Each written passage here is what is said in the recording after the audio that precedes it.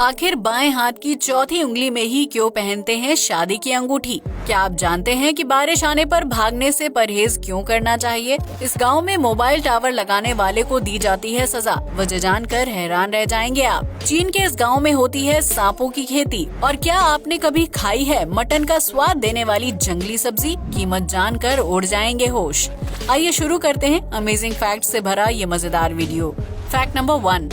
ताजमहल का नाम सुनते ही ज्यादातर लोगों के दिमाग में सफेद संगमरमर से बनी इमारत की तस्वीर छा जाती है, जिसे मुगल बादशाह शाहजहां ने अपनी पत्नी मुमताज की याद में बनवाया था। लेकिन क्या आपने कभी काले ताजमहल के बारे में सुना है या फिर उसकी कोई तस्वीर देखी है? शायद नहीं, क्योंकि इस विचित्र ताजमहल के बारे में ज्यादातर लोगों को कोई जानकारी नहीं है। ये काला ताजमहल मध्य प्रदेश के बुरहानपुर शहर में है, जिसे राज्य की सबसे ऐतिहासिक इमारतों में से एक माना जाता है। इस काले ताजमहल को काले पत्थर, ईंट और चूने का यूज करके बनाया गया है, जो उतावली नदी के किनारे है। काले ताजमहल का आकार छोटा है, जिसे शहनवाज खान के शव को दफनाने के लिए बनवाया गया था और बाद में शहनवाज खान की पत्नी का शव भी इसी काले महल में दफनाया गया था। माना जाता है कि शाहजहां ने काले ताजमहल को देखने के बाद ही संगमरमर का इस्तेमाल करके ताजमहल बनवाने का फैसला किया था, जिसका आकार बड़ा था और उसमें विशेष तरह की कारीगरी की गई थी। काले रंग की वजह से ये ताजमहल काफी पुराना और विचित्र लगता है, जो स्थानीय लोगों को अपनी तरफ अट्रैक्ट करता है। Fact number 2। भारत से लेकर पश्चिमी देशों में हर जगह शादी का रिवाज है, जिसके तहत दूल्हा दुल्हन एक दूसरे को अंगूठी पहनाते हैं। आपने नोटिस किया होगा कि शादी की अंगूठी बाएं हाथ की चौथी उंगली में पहनाई जाती है, जिसे आमतौर पर रिंग फिंगर के नाम से जाना जाता है। लेकिन क्या आप जानते हैं कि शादी की रिंग इसी उंगली में क्यों पहनाई जाती है और इसके पीछे क्या वजह छिपी हुई है? अगर नहीं तो हम आपको बता दें कि कई लोग मानते हैं कि रिंग फिंगर की नस सीधा दिल से जुड़ी होती है, इसलिए इस उंगली में अंगूठी पहनाने से दूल्हा और दुल्हन के बीच भावनात्मक और प्यार का रिश्ता जुड़ जाता है। लेकिन अगर विज्ञान की माने तो उंगली की नस का दिल से सीधा जुड़ाव नहीं होता है, क्योंकि दिल की नसें पहले दिमाग से जुड़ती हैं और फिर शरीर के दूसरे अंगों के साथ मिलकर एक नेटवर्क बनाती हैं। तो ये तो साफ हो जाता है कि बाएं हाथ की चौथी उंगली की नस सीधा दिल से नहीं जुड़ती है। फिर इस उंगली में अंगूठी क्यों पहनाई जाती है? दरअसल शादी में अंगूठी पहनाने का रिवाज काफी पुराना है, जिसके लिए किसी एक उंगली का चुनाव करना जरूरी होता था। प्राचीन काल में शादी की अंगूठी पहनाने के लिए चौथी उंगली का चुनाव किया गया था, ताकि सभी शादीशुदा लोग रिंग फिंगर में ही अंगूठी पहने। वहीं रिंग फिंगर के रिवाज को प्रचलित करने के लिए उसकी नस को हार्ट से कनेक्ट होने की बात बोली जाती थी, ताकि लोग भावनात्मक रूप से अपने पार्टनर से जुड़ सकें और बिना किसी तर्क वितर्क के रिंग फिंगर में अंगूठी पहनाने के रिवाज को फॉलो कर सकें।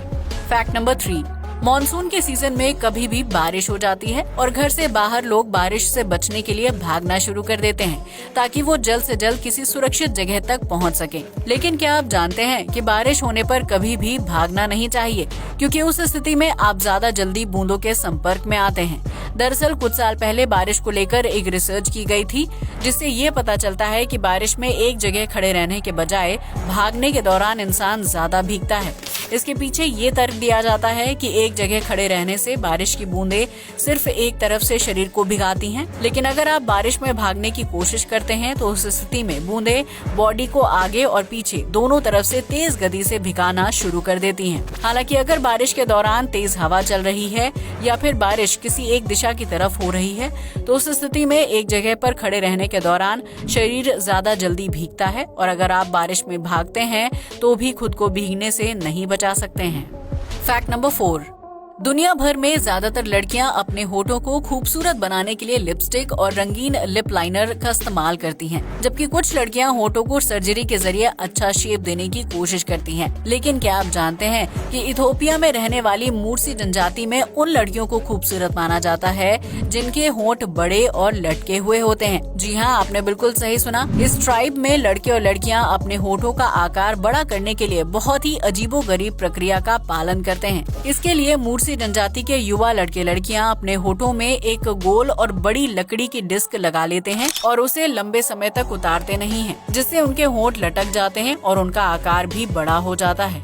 इसके बाद जब किसी लड़के की उम्र शादी करने की होती है तो उसे एक दूसरे लड़के के साथ डंडे से लड़ाई करनी होती है। इस जंग में जो लड़का जीत जाता है उसकी शादी सुंदर यानी लटके हुए होंठ वाली लड़की से करवा दी जाती है। मुर्सी ट्राइब के लोग बहुत ही खूंखार और आक्रामक होते हैं, जो अपने कबीले में किसी बाहरी इंसान की एंट्री को बिल्कुल भी बर्दाश्त नहीं करते हैं। हालांकि अगर बाहरी लोग अनुमति लेकर उनके पास जाने की कोशिश करते हैं तो उस स्थिति में मुर्सी जनजाति के लोग काफी मिलनसार रवैया रखते हैं। इस जनजाति के लोग अपनी परंपराओं से जुड़े रहते हैं और अगर कोई इनके रीति रिवाजों का मजाक उड़ाने की कोशिश करता है तो उसे मुर्सी लोगों के गुस्से का सामना करना पड़ता है।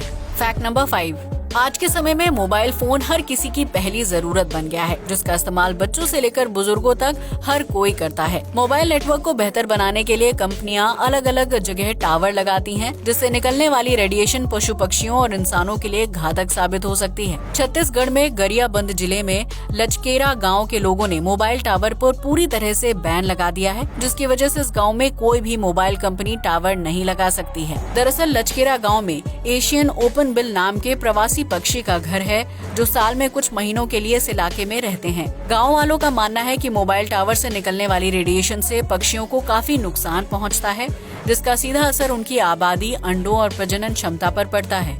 गांव वाले मोबाइल टावर लगाने वाली कंपनियों को सीमा के अंदर दाखिल होने से रोक देते हैं और गांव की पंचायत ने ये नियम बनाया है कि अगर किसी कंपनी या इंसान की वजह से पक्षियों को नुकसान पहुंचता है तो उसे जुर्माने के तौर पर 10,000 रुपए भरने होंगे। यही वजह है कि लचकेरा गांव के आसपास मोबाइल टावर देखने को नहीं मिलते हैं, जबकि इस गाँव में कुल 600 परिवार रहते हैं। ये पक्षी गाँव वालों को खेती करने में मदद करते हैं, जो खेत में पानी वाले सांप और कीड़े मकोड़ों को खाने के रूप में खाते हैं और इससे फसलों को फलने फूलने में हेल्प मिलती है। यही वजह है कि लचकेरा गांव में जाने वाले व्यक्ति को प्राकृतिक सुंदरता और शांति का एहसास होता है। जहां मोबाइल नेटवर्क भले ही कमजोर है, लेकिन लोगों के इरादे बहुत नेक और पक्के हैं।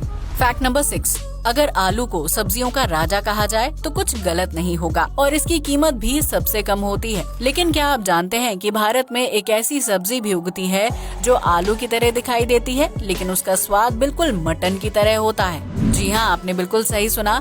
इस सब्जी को कटरुआ के नाम से जाना जाता है, जो राजस्थान के पीलीभीत में जंगलों में उगती है। दरअसल ये एक जंगली सब्जी है जो पेड़ की जड़ों में उगती है और स्थानीय लोग बरसात के मौसम में कटरुआ की खुदाई करके उसे बाजार में बेच देते हैं। इस सब्जी का स्वाद मटन की तरह लगता है, जिसमें प्रोटीन और दूसरे पोषक तत्वों की मात्रा बहुत ज्यादा होती है और इस वजह से कटरुआ को शाकाहारी लोगों का मटन कहा जाता है। इस सब्जी की कीमत 1000 से 1500 रुपए प्रति किलोग्राम के बीच होती है, जिसे बेचकर स्थानीय लोग अच्छी कमाई करते हैं। लेकिन अब पीलीभीत के लोगों को कटरुआ की सब्जी मिलना मुश्किल है, क्योंकि जिस इलाके में ये सब्जी उगती है वो रिजर्व फॉरेस्ट के अंतर्गत आता है। रिजर्व फॉरेस्ट के अंदर जाकर कटरुआ की खुदाई करना गैर कानूनी है, जबकि अगर किसी व्यक्ति को ऐसा करते हुए रंगे हाथ पकड़ा जाता है तो उसके खिलाफ सख्त कानूनी कार्रवाई की जाती है। फैक्ट नंबर 7, चीन अपने अजीबोगरीब खान पान को लेकर पूरी दुनिया में मशहूर है, जहां चमगादड़ से लेकर ऑक्टोपस तक सब कुछ चाव से खाया जाता है। लेकिन क्या आप जानते हैं कि इस देश में एक ऐसा गांव भी है जहां हर साल तकरीबन 30 लाख से ज्यादा सांपों को पैदा किया जाता है?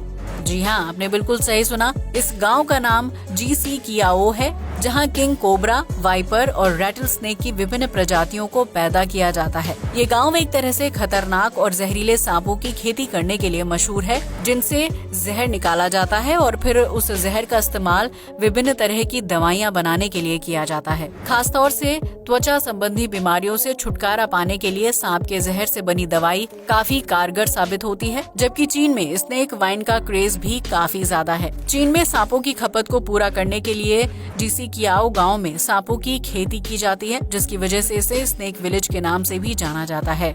इस गांव में 1980 के दशक से सांप की खेती हो रही है, जहां लगभग 170 परिवार रहते हैं और हर कोई अपने घरों में सांप पालता है। इन सांपों से मिलने वाले जहर को बाजार में ऊंची कीमत पर बेच दिया जाता है, जबकि सर्दी के मौसम में जिंदा सांपों को भी बेचने का काम शुरू किया जाता है। हालांकि इससे पहले गाँव वाले नर और मादा सांप के बीच प्रजनन करवाते हैं, ताकि उनकी संतान के जरिए व्यापार को आगे बढ़ाया जा सके। वहीं पुराने सांपों के शरीर से जहर निकालने के बाद उन्हें स्नेक वाइन बनाने के लिए बेच दिया जाता है। जिसके तहत सांप को एक कांच के जार में डाल दिया जाता है और उसमें शराब और कुछ जड़ी बूटियां मिला दी जाती हैं। माना जाता है कि इस स्नेक वाइन को पीने से पुरुषों में यौन शक्ति बढ़ती है, जबकि महिलाएं लंबे समय तक जवान और खूबसूरत रहती हैं। आज के लिए बस इतना ही। जय हिंद दोस्तों।